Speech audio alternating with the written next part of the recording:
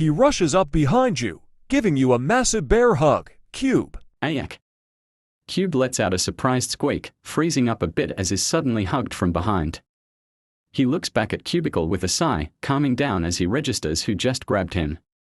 How many times do I need to tell you not to do that, you big oaf? Ha ha, sorry little bro, but you know I just love giving you a good scare. His grip around Cube's waist tightens for a second before he lets go, grinning down at the smaller block shape. You need to learn to relax a little, you know? Cube rolls his eyes at the apology, crossing his arms as he huffs in fake annoyance. He'd always claim it to be genuine annoyance, of course. But it was more out of embarrassment than anything. Easy for you to say, big guy. I just don't like it when you do that stuff out of nowhere, okay? It always makes me jump, not relax. Chi, come on, it's not my fault you jump every time I grab you. Besides, you're too easy to sneak up on anyway. Cubicle's grin widens as he gently pokes at Cube's forehead, ruffling the smaller shape's hair teasingly. Cube lets out an annoyed, exasperated sigh, trying to stop Cubicle from messing with his hair as he tries to hide the slight grin on his face, still pretending to be annoyed with him. Yeah, dash, he mumbles, giving Cubicle a small, playful smack on the shoulder. Like I could help it if I don't see you coming, right? If you just quit it with the sneak attacks, I wouldn't have that problem, you huge nuisance. Well, that's too bad then. Gotta keep you on your toes, kiddo. It's Cubicle's turn to roll his eyes affectionately at Cube's antics, crossing his arms over his chest. He pretends to think for a moment, tapping his foot on the ground before a cheeky smirk appears on his face again. Say, speaking of keeping you on your toes. Cube gives him a suspicious look at the smirk, narrowing his eyes. What? What are you thinking? Oh, nothing much. Just this. Before Cube can respond, Cubicle lunges forward, grabbing him by the waist and hoisting him up. He swings the now laughing shape around in his arms, grinning widely. A dash. Cube can't help letting out a surprised yelp as is suddenly picked up and spun around in Cubicle's arms. While he wants to be annoyed again, he can't help the fit of giggles that comes out, grinning from ear to ear himself while he's swung around in the air. Hey.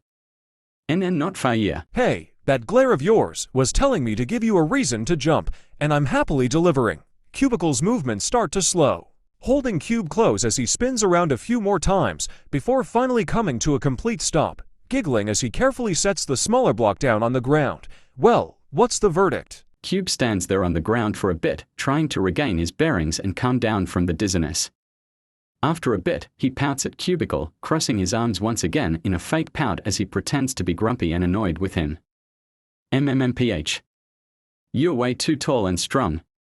You're a cheat. Cubicle snorts in response, amused by Cube's fake pout. He pats the smaller shape on the head softly, messing with his hair again. Hey, I can't just shrink down to your size, now can I? It's not my fault you're so small. Cube pouts again, huffing in annoyance as Cubicle gives him a pat, before he sighs and gives up the fake grumpy appearance after the head pat, giving Cubicle a small glare instead as he mumbles a bit, sticking his tongue out at him. Oh shush, you big dummy. And stop messing with my hair. It's not a bird's nest you can just play with.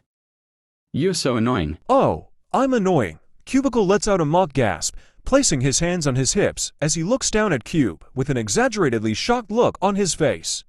Says the little brother that keeps insisting I stop doing things when he clearly gets a kick out of them. Look me in the eye and say you didn't enjoy the ride I just gave you. I dare you. He reaches out again, ruffling Cube's hair one more time with a smirk. Hey dash. Cube lets out an annoyed huff as his hair is messed with again, smacking at Cubicle's hand in protest. I did not. And quit with the head petting and hair ruffling already, you big oaf.